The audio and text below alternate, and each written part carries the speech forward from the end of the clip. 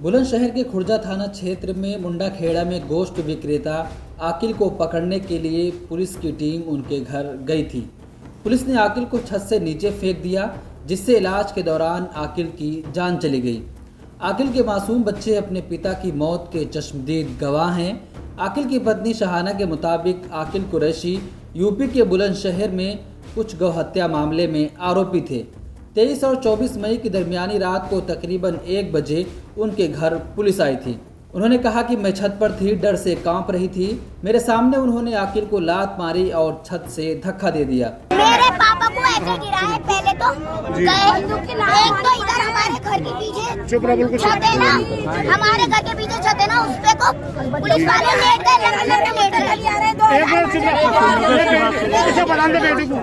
लम्बे लेट गए और फिर फोन करके कहा तुम उनके घर में चले जाओ कुंडी बजाकर।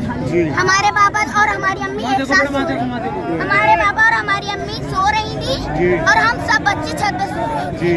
क्या हुआ फिर हमारी अम्मी और हम नीचे आए थे पानी पीने के लिए, हमें बहुत प्यासी लगी। फिर हमारे कुंडी बजी, हम कुंडी खोलने गए, हमने कुंडी खोल दी। फिर हमारे पापा को पकड़ लिया, गिरबान पकड़ लिया, फिर हाथापाई हुई, बंदूक की बटें मारी सिर में, हमारे पापा की सिर में बंदूक की बटें मारी और हमारे पापा को ऊपर से फेंक दिया। उन्होंने मुझे गाली दी और कहा कि मुझे भी फेंक देंगे। उसके बाद वे चले गए। मेरे बच्चे बहुत छोटे हैं, अब मैं क्या करूं, मुझे कुछ समझ नहीं आ रहा। शहान आगे बताती हैं कि 3 पुलिस वाले आए थे। वो मेरे पति से पैसे मांगने लगे। वो मीट बेचते हैं, इसलिए वो पुलिस वाले हर एक हफ्ते 15 दिन या महीने में पैसा लेने आ जाते हैं। मेरे पति डरे होते थे और पैसे दे देते थे और मुझे ठीक से कोई बात भी नहीं बताते थे। जब मैं उनसे पूछती थी क्यों पैसे दिए तो साफ कोई जवाब नहीं देते थे।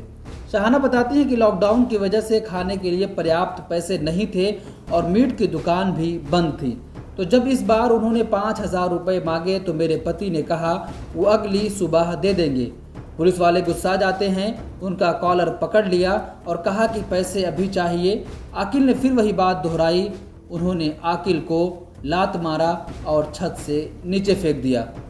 उनकी पत्नी का कहना है कि ये सारी घटना मैंने खुद अपनी आंख से देखी और यही आरोप आकिल की बेटियां भी दोहराती हैं, जो उस वक्त छत पर मौजूद थीं। परिवार 24 से 27 मई के बीच आकिल को अस्पताल लेकर गया। 27 को दिल्ली के एक अस्पताल में आकिल की मौत हो गई। आकिल के कजिन भाई ताहिर कहते हैं कि वो पुलिस स्टेशन में शिकायत दर्ज कराने गए थे, लेकिन कोई सुनवाई न होने पर वो 29 मई को एसपी क्राइम से मिले। अधिकारी ने कहा कि जांच की जाएगी। पुलिस इन आरोपों को खारिज कर रही है, जबकि आकिल के परिवार और उनके छोटे छोटे मासूम बच्चे अपने पिता के साथ हुई दरिंदगी के चश्मदीद गवाह हैं। हफ्ते भर में ये दूसरी घटना है जिसमें यूपी पुलिस पर हत्या का आरोप लगा है। इससे पहले उन्नाव के बांगर मऊ के सब्जी विक्रेता मोहम्मद फैसल को लॉकडाउन तोड़ने के आरोप में थाना लाया गया था। थाने में फैसल को इतना पीटा गया कि उसकी जान चली गई।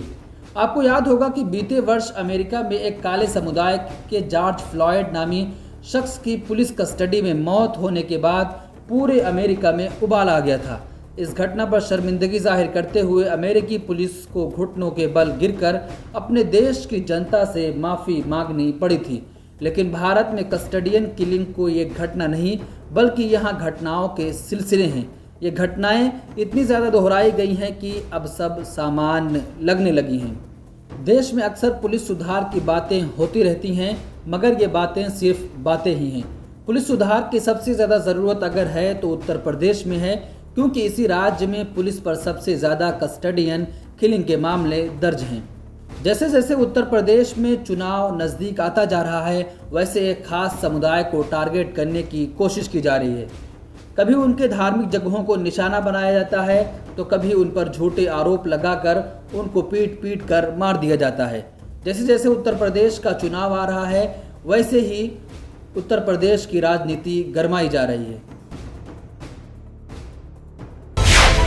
मिलेट टाइम्स को आपकी ज़रूरत है। हमारी आप माली मदद करें। हर महीने सिर्फ 100 रुपये और 1 साल के लिए एक साथ सिर्फ 1000 रुपये।